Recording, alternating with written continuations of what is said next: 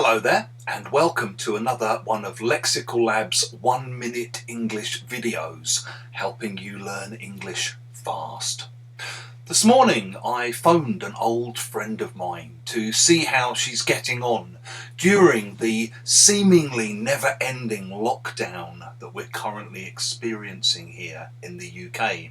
She told me she was fine, and she mentioned the fact that she'd recently enrolled on an online French course, having previously studied the subject many years ago at secondary school. I was quite impressed by this, and I asked how she was getting on.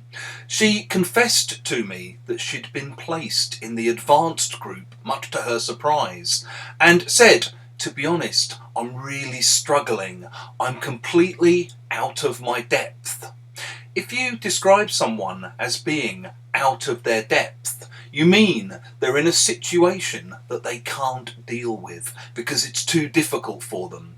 So maybe if you have a new boss, you might worry that they look a bit out of their depth.